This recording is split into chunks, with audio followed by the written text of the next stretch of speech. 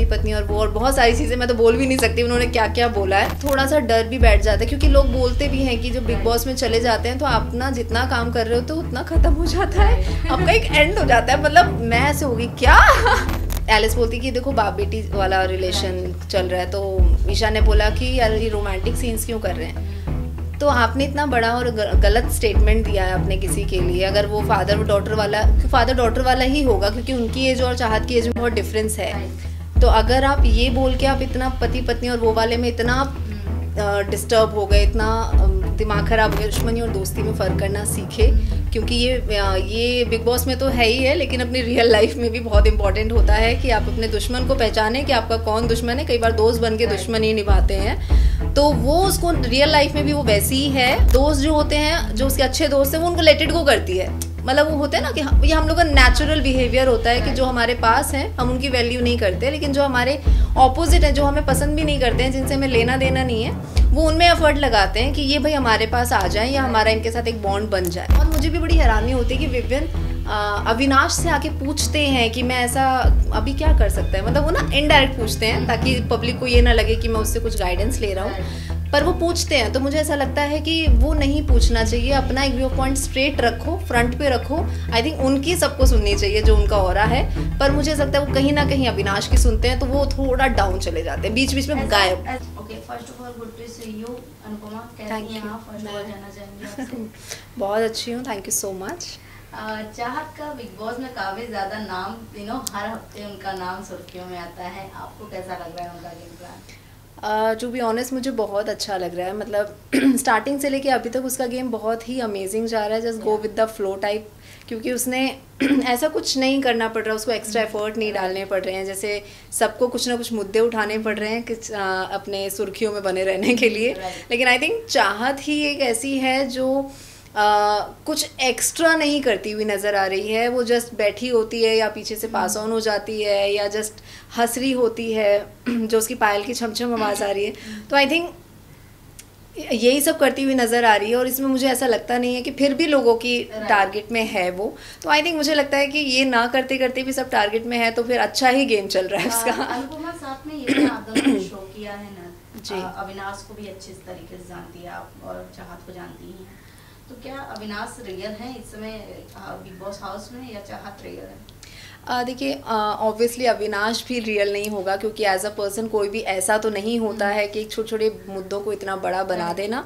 तो अविनाश ऐसा नहीं, बहुत अच्छा है एज अ रियल लाइफ में वो।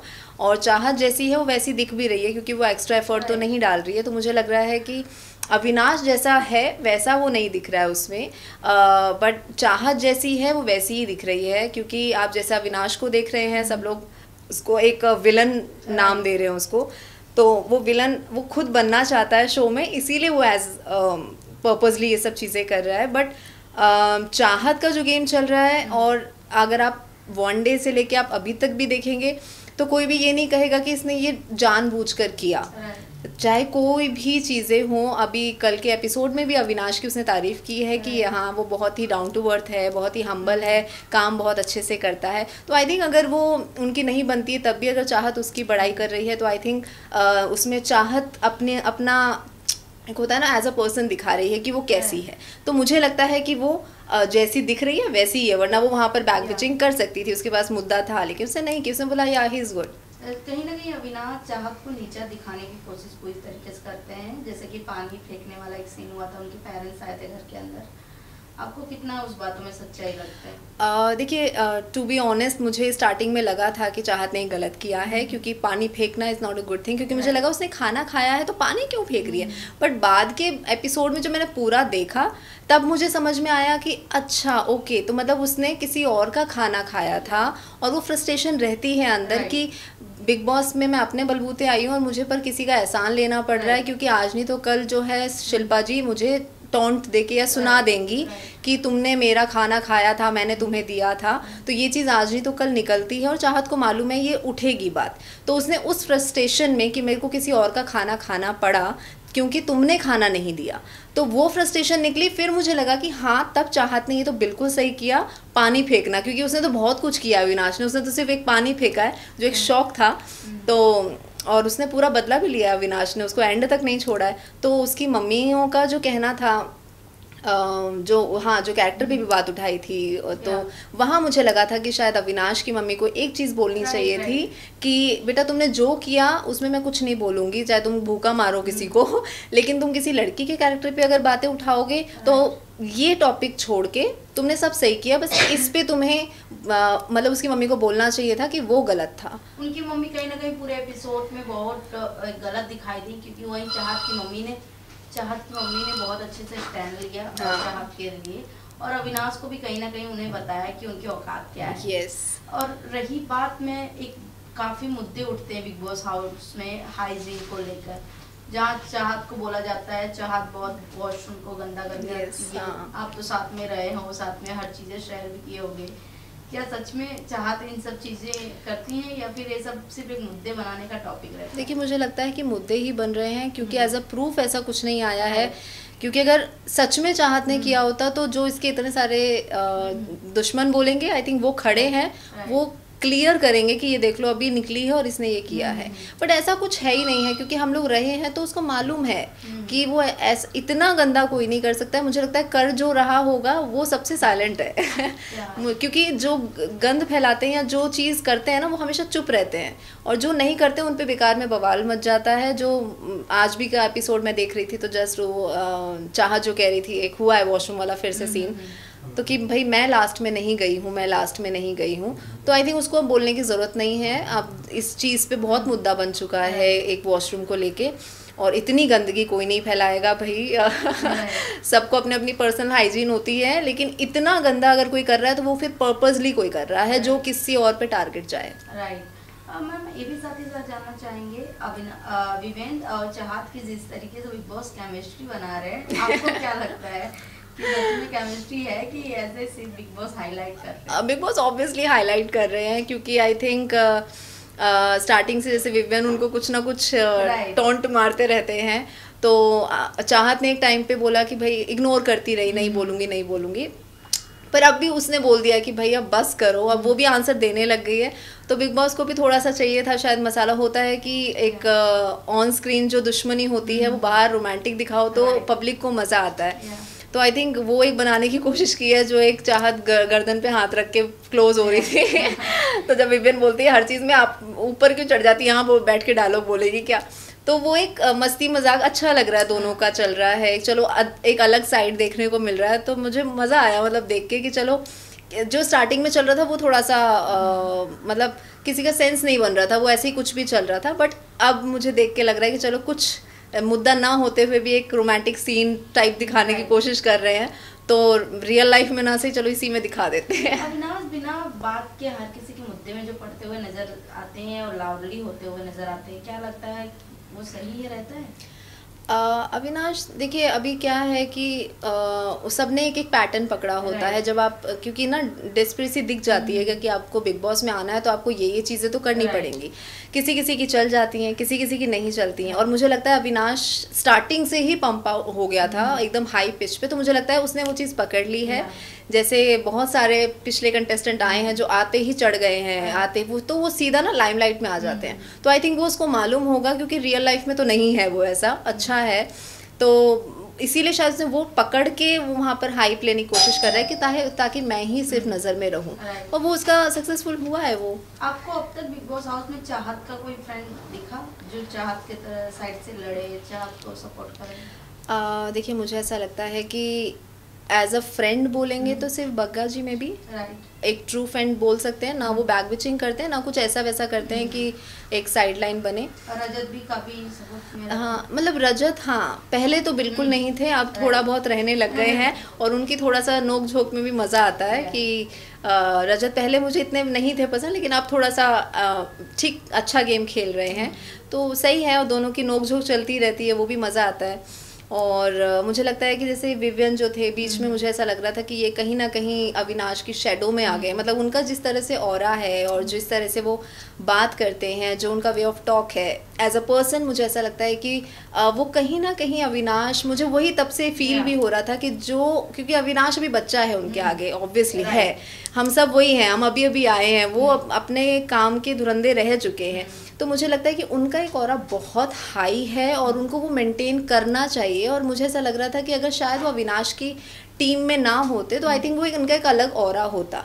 अब अविनाश की टीम में आते ही वो कहीं ना कहीं दब जाते हैं, पता नहीं क्या रीज़न है। आई थिंक अविनाश भी मुझे ऐसा लगता है कि इतना ट्रूली नहीं उनको मानता है, तभी कई बार बोलता भी है कि ये डबल साइड खेलते हैं। अब ईशा को बोलते हुए देखा है मैंने। अविनाश को पता चल गया कि अगर विवेन के साथ रहूंगा तो मुझे एडवांटेजेस बहुत हाँ, और उनको ये भी रहता है कि कहीं मैं शैडो में ना दब जाऊं, तो वो अपना व्यू ऑफ पॉइंट रखते हैं कि भाई आप ऐसा करो, आप ऐसा करो। और मुझे भी बड़ी हैरानी होती है कि विवेन अविनाश से आके पूछते हैं कि मैं ऐसा अभी क्या कर सकता है, मतलब वो ना इनडायरेक्ट पूछते हैं ताकि पब्लिक को ये ना लगे कि मैं उससे कुछ गाइडेंस ले रहा हूँ, पर वो पूछते हैं। तो मुझे ऐसा लगता है कि वो नहीं पूछना चाहिए, अपना एक व्यू ऑफ पॉइंट स्ट्रेट रखो, फ्रंट पे रखो। आई थिंक उनकी सबको सुननी चाहिए जो उनका ऑरा है, पर मुझे ऐसा लगता है वो कहीं ना कहीं अविनाश की सुनते हैं तो वो थोड़ा डाउन चले जाते हैं, बीच बीच में गायब। एज अ एक्टर टीवी के सारे लोग हैं उस हाउस में, तो मैं जानना चाहूंगी ईशा और एलिस का गेम कैसा लग रहा है, क्योंकि वो जैसे चुगली आंटी बनी हुई है हाउस में।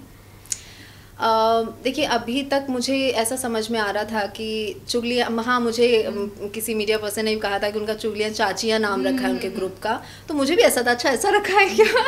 तो अभी तक अगर मैं कहूँ मुझे इतनी कोई ख़ास नहीं है उनमें इंटरेस्ट ज़्यादा कि मैं उनके बारे में कुछ बोल पाऊँ। लेकिन अभी एक एपिसोड मैंने रिसेंटली देखा जो मतलब बोल सकते हैं कि चलो आपने जो किया, चुगलियाँ करते हो आप, ये सब करते हो, ये डाइजेस्ट हो जाती हैं चीज़ें कि आपका कुछ ना कुछ बिग बॉस में करोगे। लेकिन अभी जो सारा ने जो बवाल खड़ा किया था वो थोड़ा सा मेरे लिए बहुत शॉकिंग था, क्योंकि सारा ने बोला पति पत्नी और वो, मतलब ये बहुत बड़ा एक लड़की के लिए स्टेटमेंट है, एक एलिगेशन है उसके उस पर। तो मुझे लगता है कि एलिस या ईशा किसी को तो वो एक बवाल बनाना चाहिए था कि तुमने ऐसा बोला कैसे, क्योंकि मुझे भी लगा कि एज अ पर्सन आप नहीं सुन पाओगे, मतलब अगर आप गलत नहीं हो तो आप स्टैंड करोगे कि आपने वो लोग पीछे से चले गए, तो मैं ऐसे हो गई कि भाई साहब ये क्या था। मतलब एलिस और अविनाश पीछे से चले गए और ये चीज़ें सारा ने कई बार बोली हैं और मुझे कहीं ना कहीं सारा गलत लग रही थी। मैंने बोला कि यार ऐसे क्यों बोलना है किसी को ना कि पति पत्नी और वो, और बहुत सारी चीज़ें मैं तो बोल भी नहीं सकती उन्होंने क्या क्या बोला है, बट वो थोड़ा सा मुझे बिल्कुल सारा का पसंद नहीं आया। लेकिन मुझे लगता है कि उनका बात करने का वे ऑफ टॉक ख़राब होगा सारा का, लेकिन उन्होंने बातें कहीं ना कहीं सही बोली हैं। मतलब अभी थ्रू आउट अगर मैं देख रही हूँ तो बिग बॉस ने ऐसा कुछ नहीं दिखाया था, पर कुछ एपिसोड में और कुछ छोटी छोटी क्लिप्स हम देखते हैं तो मतलब क्योंकि ये टॉपिक थोड़ा सा सेंसिटिव है, जो मतलब सलमान सर ने भी उनको समझाया एलिस को कि भाई आप थोड़ा सा सोच समझ के करो जो कर रहे हो, क्योंकि वो भी डायरेक्ट नहीं बोल सकते हैं, वो भी इनडायरेक्ट वे में समझाएंगे। और रोहित सर ने भी बोला कि आप वुमेन कार्ड प्ले करने की कोशिश कर रही थी। तो आई थिंक ऐसे बहुत सारी चीज़ें हुई हैं और वो वुमेन कार्ड वाला बहुत ही ज़्यादा वो था, क्योंकि मैंने भी सुना था वो कह रही थी कि हाँ मैं ये वाला इशू उठाऊंगी, और उन्होंने कह रही नहीं उठाया, पर उन्होंने उठाया है। उन्होंने बोला था कि इन्होंने मुझे यहाँ पे हिट किया या ये किया, तो वो चीज़ें सब गलती प्रूफ हो जाती है। मतलब फिर आप क्या होता है कि अगर सच में किसी को ज़रूरत होती है, ऐसे लड़की को अगर सच में कभी प्रॉब्लम होगी, तो ऐसे में ना फिर लोग ट्रस्ट नहीं करते हैं, कि लोग मुद्दे अपने आप बनाते हैं, फिर ट्रस्ट वाली चीज़ ख़त्म हो जाती है।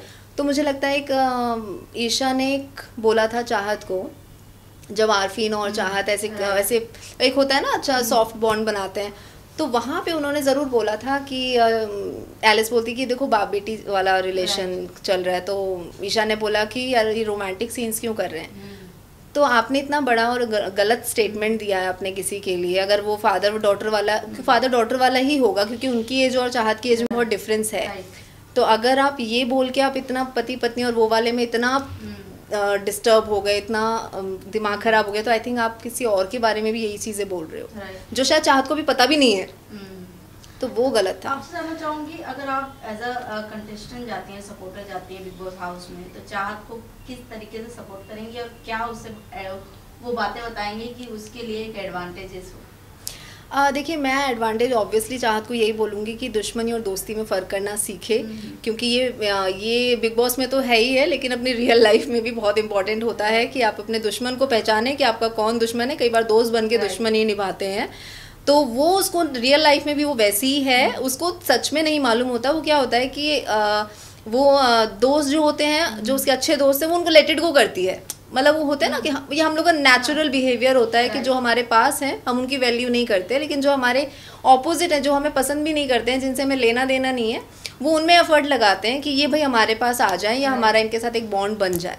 तो मैं अगर जाऊँगी तो मैं उसको यही बताऊँगी कि भाई तुम अगर अपना दुश्मनी और दोस्ती में डिफरेंस करना सीखो, और जहाँ पे आपका इनपुट देना है वहाँ दो, फालतू में नहीं देना चाहिए। तो अनुपमा, आपका शो भी चल रहा है, क्या कुछ कहना चाहेंगे शो के रिलेटेड? अगर इन केसेस आपको बिग बॉस का ऑफर मिलता है तो कितनी तैयारी और कितनी एक्साइटमेंट के साथ जाना? अब मुझे तो बिग बॉस का ऑफर थोड़ा सा डर ही लगता है क्योंकि हम लोगों ने इतना कुछ सुन लिया होता है, और मतलब मैंने अभी जितने भी, मतलब पहले शुरू में एक एक्साइटमेंट होती है, बिग बॉस में जाना है, एक अलग ही हाइप है, अलग ही एक स्टारडम होता है। बट जैसे जैसे मैं जाती हूँ, जैसे जैसे फ्रेंड सर्कल से मिलते हैं, अभी हमारे कितने सारे फ्रेंड्स को बिग बॉस का ऑफर आया था, तो एक थोड़ा सा डर भी बैठ जाता है, क्योंकि लोग बोलते भी हैं कि जब बिग बॉस में चले जाते हैं तो आप ना जितना काम कर रहे हो तो उतना ख़त्म हो जाता है, आपका एक एंड हो जाता है। मतलब मैं ऐसे होगी क्या फिर तो सोचना पड़ेगा। मैंने बोला फिर तो मैं तब जाऊंगी जब शायद मैं 50 साल की हो जाऊंगी तो मुझे लगेगा अब कुछ नहीं हो रहा, चलो बिग बॉस में चलते हैं। तो मुझे लगता है तब के लिए एक रखना चाहिए। और अब इतना मेरे को बिग बॉस को लेके रहा नहीं है कि मैं एक जाऊं, अगर मैं गई भी तो एक घूम घाम के वाली सिचुएशन होती है ना, वैसे करके मे बी मैं आ जाऊं, वो वाली है। लेकिन हाँ, मतलब बिग बॉस का एक अलग पहले के टाइम पे बहुत था, क्योंकि अब इतना सीज़न निकल गए हैं और फर्स्ट सीज़न से इतना, तो एक देख देख के ना लोग थोड़ा सा हो गए। लेकिन आज भी वही ऑडियंस है, बहुत बड़ी बात है। मतलब एक यही शो है जो अभी तक इतना चल रहा है, क्योंकि कल मैंने जस्ट, मैं वैसे लाइव देखती नहीं हूँ, तो मैंने जस्ट लाइव चलाया ही था, तो उसमें 7 करोड़ के आसपास का व्यू दिखा रहा था। तो कितनी बड़ी बात है, मतलब आज के टाइम में इतना शो चलना, और लोग इतना, मतलब वो थोड़ा सा होता है ना, नेगेटिव एनवायरनमेंट हो जाता है बिग बॉस में, तो हम तो 1 घंटा नहीं देख पाते हैं, तो फिर वहाँ रह के कैसे झेलेंगे। As a Bigg Boss viewer आप किसे टॉप 3 में देखते हैं? टॉप 3 में देखिए, एक होता है कि मैं किसको फेवरेट मानती हूँ, और एक टॉप 3। तो मैं फेवरेट, तो देखिए मेरे फेवरेट बग्गा जी रहे हैं, चाहे वो नहीं कर रहे कुछ, लेकिन फिर भी एज अ पर्सन वो मुझे पसंद है स्टार्टिंग से। जब वो स्टार्टिंग में आए थे तब हाइप पे थे, वो अच्छा खेल रहे थे, उनका पता नहीं क्या क्या चल रहा था बहुत अच्छी अच्छी कॉमेडी मारते थे, तो अच्छे हैं पर्सन। और विवियन भी अच्छा खेल रहे हैं। करण का मुझे बहुत स्मार्ट, मुझे विवियन से भी आई थिंक ऊपर करण का गेम लग रहा है, कि वो बहुत शार्प और स्ट्रेट मुंह पे बोल के भी खेलते हैं, और है मतलब अब मुझे ऐसा लगता है कि जैसे करण और विवियन के बारे में अगर देखा जाए, तो मुझे लगता है उनकी दोस्ती अभी भी कहीं ना कहीं है। एक होता है कि आप दोस्त दोस्त बोलते हो लेकिन आप में है नहीं, तो मुझे उनकी दोस्ती अभी भी कहीं ना कहीं लगती है। मुझे लगता है कि करण ने एक बात बीच में शायद कुछ छेड़ी थी, कि शायद अभी तक विवियन को ये चीज़ नहीं मालूम है कि उसने दोस्ती क्यों बोला कि मेरा वो दोस्त नहीं है। क्योंकि एक होता है, नेचुरल चीज़ है कि अगर आपका दोस्त अगर कोई सामने वाला दुश्मन है, और आपका दोस्त अगर वहाँ जाके मिल जाए, अविनाश, करण और अविनाश की नहीं बनती है। अब उसका जो फ्रेंड है विवियन, अगर वो विवियन करण के पास जाएगा तो ऑब्वियसली एक फ्रेंड को बुरा क्या, बहुत बुरा लगता है। अब उसने वो एज अ लड़का नहीं बोल पाते हैं, तो लेकिन उसको अंदर अंदर चीज़ लगी है, और उसने किसी से डिस्कस भी की थी, तो उसने बोला कि तुझे बोलना चाहिए था विवियन को, कह रहे यार ये बातें बोलने वाली थोड़ी ना है। तो मुझे ऐसा लगता है कि वो चीज़ थोड़ी हर्टफुल थी करण के लिए, और वहीं से उसको बुरा लगा है। और विवियन को क्या, मतलब करण को क्या, अगर हम में से कोई भी होगा, अगर आपका बेस्ट फ्रेंड है और वो आपके दुश्मन के पास जा रहा है और वहाँ पर दोनों साइड बना के रखते, तो मुझे लगता है ऐसे फ्रेंड दूर ही रहने चाहिए। लास्टली क्या कुछ कहना चाहेंगे ऑडियंस को, और चाहत को क्या कुछ कहना चाहेंगे? चाहत को तो ऑब्वियसली आप लोग बहुत प्यार दे रहे हैं, तो उसको देते रहिए, जहाँ पर भी उसको ज़रूरत पड़े तो आप वहाँ पर भी उसको प्यार दीजिए। और आई थिंक वो जीत जाए तो बहुत ही अच्छी बात है, वरना फर्स्ट रनर तो वो डेफिनेटली आने वाली है। और विवियन नहीं होते तो मैं यही ज़रूर कहती कि वो फर्स्ट ही आएगी पर विवियन है तो मुझे चांस वहाँ पर ज़्यादा लग रहा है। लेकिन एनीवेज वहाँ पर वो फर्स्ट रनर भी आती है तो भी बहुत बड़ी बात है। तो आप उसको ढेर सारा प्यार दीजिए, और आप हमेशा मुझे as a Anupama, as a Kalavati, Naini, मतलब बहुत मोहिनी, पता नहीं कहाँ कहाँ कितने नाम हैं जो आप लोगों ने मुझे बहुत सारा प्यार दिया है, और आप हमेशा मेरी फैमिली की तरह रहे हैं, तो ऐसा ही बनाए रहें। और जब नया शो आएगा तो आप सबको पता चलेगा। तो थैंक यू सो मच।